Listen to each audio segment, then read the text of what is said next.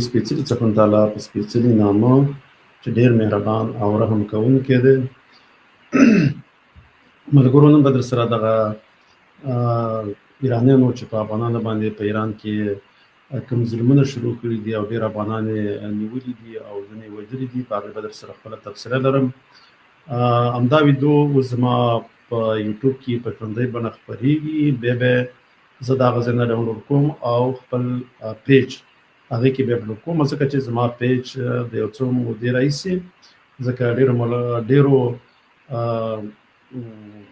ګلخانان به ورته وایي میټ شوي دي، خو هغوی په ریپورټ کړی و او هغه پیج کې چې دی لکه په هغې کې څه دي ځینې داسې ویډیوګانې به هم دي لکه اوس نن ما غوښتل چې هغه د ایرانیانو ځینې ویډیوګانې خپرې کړم، خو هغه بیا لکه که هغه خپروم نو بیا داسې کېږي چې هغه زما پیج بیا بندېږي، ځکه بیا خلک رپورټ کوي او بیا هغه پیج بندوي. نو د دې لپاره زه هغه نشم کولی تاسو سره هغه ویډیوګانې شریکې کړم، خو کوم تکلیف او کوم درد چې ټولو افغانانو ته رسولی دی، هغه درد او تکلیف موږ ته هم را رسېدلی دی او ډېر زیات دغه دور ورځو راهیسې په د خپلو افغانانو باندې چې هلته په ایران کې له دې سره کومه وضع کېږي او کوم ظلمونه او تکلیفونه پر دوی باندې تېرېږي،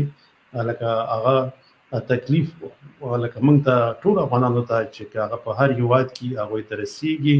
او ټول پرې خفه دي. خو بدبختي دا ده چې دا د څو لسیزو راهیسې لکه تقریبا 4 لسیزو نه زیات وخت وشو چې افغانان په خپل منځي جګړو کې اخته دي او په یو بل باندې هېڅ رحم نه لري، همیشه د یو بل سره جګړې کوي. د جګړو د وجې زموږ اقتصاد هم ډېر کمزوری شي، بیا که کله جګړه هم نه افغانان اقتصاد په هېواد کې دومره کمزوری بیکاري او ته رسېدلي، نو بیا افغانان غواړي چې د کار د پیدا کولو په خاطر باندې خپل هېواد پرېږدي او نور هېوادونو ته مهاجر شي. نو دغه مشکل پکې هم دی. او بل دا کار دی لکه که موږ اوس وګورو بیا دې کې ځینې داسې لکه زموږ تاجک ورونه، خاص کر هزاره ورونه چې هزاره ورونه خو دې په خاطر باندې چې دوی سره د مسلک په لحاظ باندې ځکه شیعګان دي او د ایرانیان چې دي هغه هم شیعګان دي، او تاجک ورونه داسې فکر کوي چې موږ دوی سره یوه ژبه لرو، لکه موږ ورته دري ویو خو هغوی ورته فارسي ویو چې موږ د یوې ژبې خاوندان یو. نو ایرانیانو سره ډېر داسې لکه هغې ته حتی د افغانستان نه ورته ډېر ځان ایران ته وفادار ښکاره کوي او ایرانیان چې دي هغه خپل بولي په نسبت د پښتنو. خو مګر ایرانیانو ته بیا که ته ازبک یې یا هزاره یې که تاجک یې که په هر قوم باندې ایران ته افغان یې او هغه درته د افغان په سترګه باندې ګوري، هغه بیا دې کې پسې نه ګرځي چې ته په کومه ژبه خبرې کوې، ته په ترکي ترکمنۍ ژبه خبرې کوې، په ازبکۍ خبرې کوې، که په پښتو خبرې کوې یا که په فارسي خبرې کوې، هغې ته افغان یې. هغه په ایران کې دې راګیر کړي ځکه ته ایرانی نه یې، هغه تا ته افغان وایي. که ته ځان ته هر څه خراساني وایې او کاره شی ځان ته وایې خو هغې ته افغان یې. هغه دې بیا رانیسي ښه دې وایي ټکوي دي، هغه لکه څومره ظلم چې په یو پښتون کوي همداسې په تاجک هم کوي، په ازبک هم کوي، په ترکمن هم کوي، په دې ټولو باندې کوي. نو له دې لپاره هغه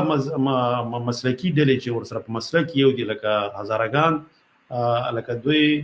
خپل مسلک انشیا دي او حتی ایرانیان هم شیعګان دي، دوی د مسلک په لحاظ باندې هغوی ته ځان ډېر نږدې بولي، حتی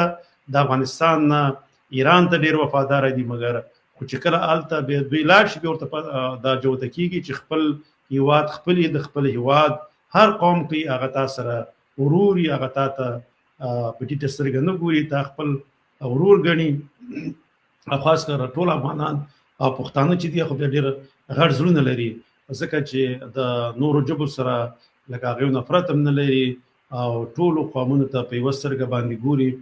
نو بیا ځینې دي کې چې دي لکه د پردو هېوادونو د ایجنټانو د لارې په افغانستان کې دوی سره کار کېږي او هغه ځینې د قومونو ځینې دغه چې دي زموږ ورونه هغه به بدرا کوي. هم د داود شاه په وخت، د سردار داود په وخت کې لکه استاد رباني او ځینې نور ډلې تللې وې په افغانستان ایران ته او دغه ځای نه بیا د پاکستان ته هم تللې وې، هغه پاکستان ته تللې وې د رباني ډله. خو دغه نورې ډلې لکه دغه مسلک په لحاظ باندې هزارهګانو ډلې چې د تقریبا 8 تنظیم ورته په ایران کې جوړ کړیو هغه دغه ځنه به تقویه کول افغانستان ته د جنگ لپاره راسول همداسې دغه چې لکه د داوود په وخت کې به د رباني ډله چې تللی وه دا بیا په پاکستان کې وه اول ته به تربیه کېدله د احمدشاه مسعود سره یو ځای د هغو کسانو سره او په افغانستان کې به خرابي کوله اوس هم د صلاح الدین رباني کوم زوی چې صلاح الدین رباني چې د استاد رباني زوی دی هغه اوس هم تللی پاکستان کې ویل دا زمونږ پاکستان کې دا زمونږ دویم کور دی او به کوښښ کوي چې به دغه ځای نه د پاکستان مرستې ترلاسه کړي او به په افغانستان کې دغه چې دی ورته یا د جګړې ورته لمن ووهي نو دوی دا کارونه کوي ګوره که څومره چې تاسې په خپل هیواد کې نه جوړېږئ او د یو بل خلاف جنګېږئ همدومره به افغانان چې دي په نورو هیوادونو کې سپکي اقتصاد به هم ضعیف وي همیشه به نورو ته احتیاج وي نو موږ دغه ځای کې دا کوم ولسونه چې دي تل د حکومتونو په ضد باندې راپاڅېږي او د حکومتونو خلاف باندې جګړه کوي تر هغو ته پورې کوي چې تر څو پورې هغه حکومت بدل کړي یا په زور دې ونیسي یا ورسره په حکومت کې ګډون وکړي دا په کار نه ده ځکه ولس ته دا په کار ده چې که هر وخت کې په یو حکومت کې بدلون راولي باید هغه د لاریونونو د لارې راولي او د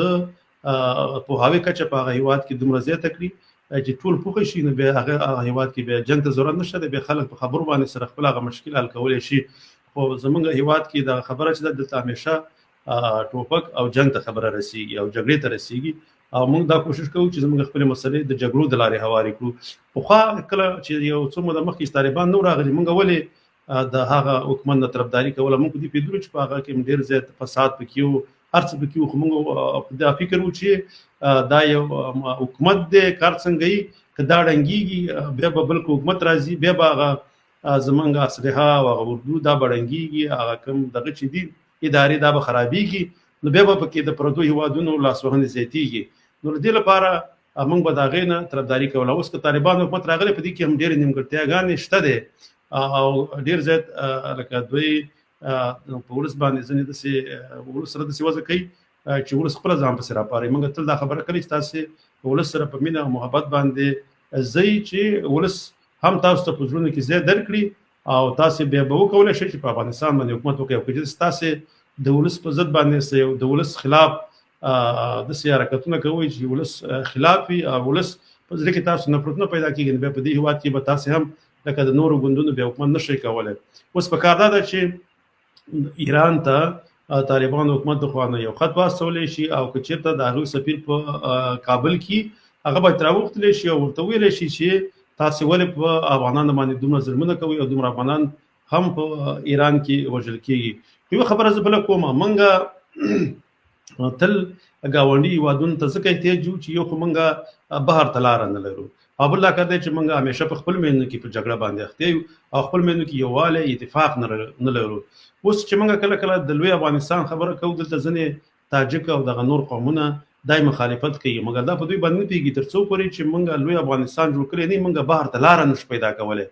او د اقتصاد له پلوه به همیشه موږ نورو ته احتیاج یو او د تجارت له پلوه به همیشه موږ په نورو باندې دغه کوو دا لکه دا په نورو باندې به دغه یو دا او ته مجبور به او د نورو هیوادونو د لارې به موږ تجارت کوو لکه اوس که چېرته لوی افغانستان جوړ شي نو بلوچستان او د پښتونخوا منطقه دا افغانستان سره شاملېږي دا چې کله افغانستان سره شامله شول د خپله موږ بهر ته لاره پیدا کوو ځکه ګوادر غټ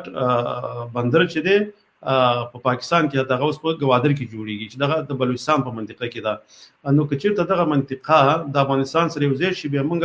نه ایران ته ضرورت لرو هم د کوم بل هېواد ته لرو چې موږ تجارت د نورو هېوادونو سره وکړو یا د نورو هېوادونو ته لاره پیدا کړو نو دغه لوی افغانستان دوی چې مخالفت کوي دوی نه پوهېږي که چېرته دوی پوهېدلی نو بیا به دغه دوی به بیا دا خبرې نه کولې چې موږ لوی افغانستان نه غواړو او موږ د ډیورن خط چې دی دا لیالاین چې دی دا موږ منلی دی ځکه دا خاص که د فدرام ډله او ځینې نورې ډلې چې دي دا ستمیانو ډلې دا به د لوی افغانستان سخت مخالفت کوي خو په دې نه پوهېږي چې زموږ هېواد په وچه کې راګیر دی او که چېرته لوی افغانستان جوړ شي موږ دغه مشکل چې دی دا به زموږ حل شي موږ خپله بهر ته لاره ولرو بیا نه ایران ته ضرور لرو نور دغه نور هېوادونو ته لکه ازبکستان ترکمنستان تاجکستان دې ته بیا موږ نه حیرانېږو او نور ته احتیاج لرو او موږ به بیا په خپلو پښو ودرېږو او لکه په خپل اختیار کې بشو. وس منګه کله کله لکه مشکلات سره مخامخ کیږو، ځکه که د ایران سره زمونږ تعلقات یا اړیکې خرابي او د پاکستان سره، نو بیا هغه منګه د اقتصاد له پلوه بیا نورم کمزوري کیږو. ځکه دغه ته باید منګه پام وساتو، ځکه چې تجارت چې دی هغه په دې اوسنۍ یا په دې اوسني وخت کې هغه چې د اقتصاد لپاره لکه د ملا تیري، نو چې یو ملک تجارت ونه لري او هغه د نور بازارونو ته لارې پیدا نه کړي او خپل مالونه خام مال او دغه نور مالونه نور هیوادونو کې ورته بازارونه پیدا نه کړي، هیڅکله هغه هیواد بیا ترقي او د پرمختګ په لار نشي روانېدلی. نو په کار دغه ده چې موږ سولې ته په افغانستان کې کار وکړو، د پوهاوي کچه لوړه کړو او داسې په لر او بر افغانانو ته لکه هغې ته دا فکر ورکړو چې تر څو پورې لوی افغانستان جوړ شوی نه وي، موږ به تل په دغه مشکل کې راګیر یو او تل به په موږ باندې لکه د نورو هیوادونو لکه چې کله بیا موږ ځو هلته به راباندې بیا د هغوی ظلمونه هم کوي او دغه شان به لکه د ډېر په اسانه باندې به وژل کېږو او څوک به بیا هم زموږ د پوښتنې نه وي. نو تر بله ویدو پورې په لوی الله جل جلاله سپارم. خوشحاله او ارامه او سوکاله ژوند ولرئ. د الله جل جلاله په امان.